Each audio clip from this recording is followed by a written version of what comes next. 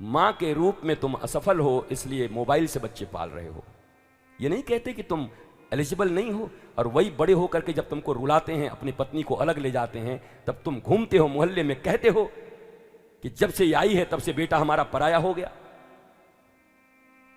तुमने पाला कैसे था उनको? मोबाइल से। राम, अब ठीक है, राम जी के समय मोबाइल नहीं था तो ठीक, नहीं तो वो भी बेचारे खेलते ही थोड़ी बहुत। भगवान ठाकुर, हमारे ठाकुर माखन कम चुराते, मोबाइल ही चुरा ही लेते, क्या पता।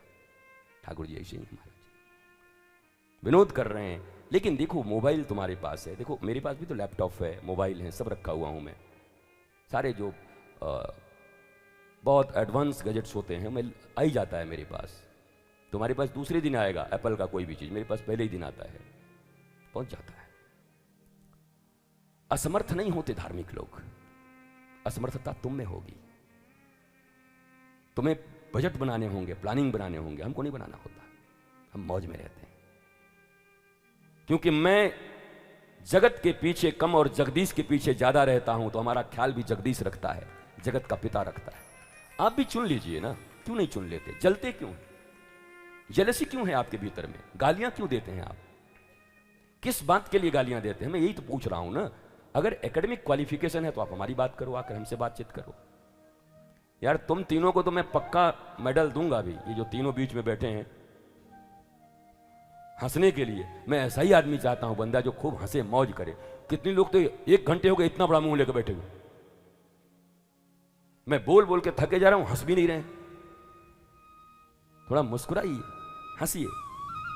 पर एक बात और है मेरे प्यारे महाराजों, विद्रूप हंसी हंसी नहीं हंसते। हंसने की एक मर्यादा है दुनिया में। अरे तुम्हारे कोई बात हो तो मुझे बताओ, मैं तुम्हारा भी गर्मी निकाल दूं, झाड़ दूं।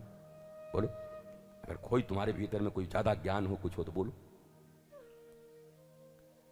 हंसी भी मौज की हंसी हंसो। ये विद्रूपता तुम्हारे लोगों को महंगा पड़ेगा। तुम्हारे आसपास के छोटे छोटे बच्चे देखेंगे जो तुम्हारे ही खानदान के शायद होंगे, तुम्हारे घर वाले कोई, तो जिसका बड़ा भाई हो शराबी, छोटा पिए तो क्या हो खराबी। बोलेंगे जब यही ऐसे रहते हैं, कथाओं में भी इनका यही हालत है, तो तुम्हारे खानदान के लोग कैसे बनेंगे बताओ।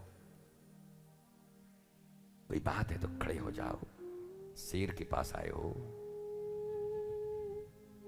दुनिया में शायद ऐसी कोई चीज नहीं हो जिसका जवाब तुमको ना मिले, तुमको मिलेगा।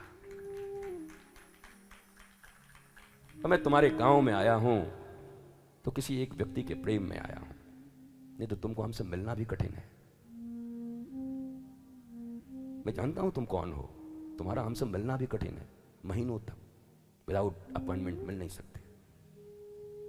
यह अहंकार नहीं है, भारत के लोग हो। मैं भारतीय संस्कृति के विषय में बोलने आया हूं। भारतीय संस्कृति तुम्हारे भी आने वाले औलादों को जरूरत पड़ेगी। तुम्हारे माता पिता, भाई बहन, पत्नी, पुत्र, मित्र, नातेदार, सबको जरूरत पड़ेगी। श्रद्धा के 32 और 36 टुकड़े हो जाते हैं। हमारी तुम्हारी बहनें हैं ना, उनको ठीक से भारतीय संस्कृति का ज्ञान नहीं मिला, इसलिए 36 टुकड़े हो जाते हैं उनके। कोई भी व्यक्ति, हिंदू मुसलमान की फिर बात नहीं है, मैं कहता हूं कोई भी व्यक्ति झूठ बोल के बेटियों की जिंदगी बर्बाद करे, सजा का पात्र तो वो है।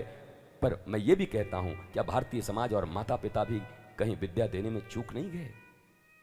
क्या मदालसा बनाने में चूक नहीं गए? उर्मिला बनाने में चूक नहीं गए?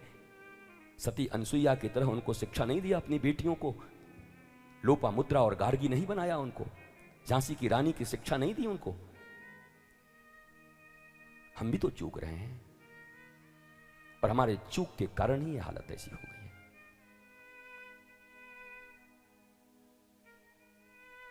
विषय बड़ा गंभीर है।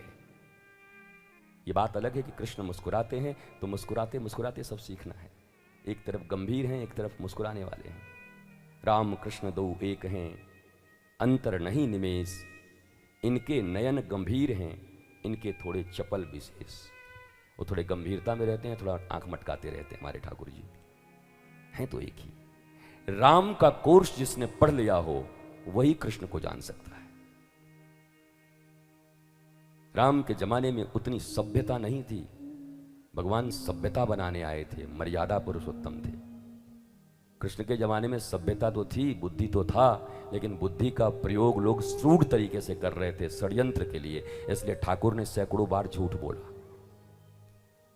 शिखंडी खड़ा करके भीष्म को मरवा दिया, गुरु द्रोण को झूठ बोल के मरवा दिया ठाकुर जी ने। भगवान ने इतना बोल्ड भगवान शायद आज तक कभी ना आया इस पृथ्वी पर। वो खुलेआम कहता झूठ बोल, जाके झूठ बोल।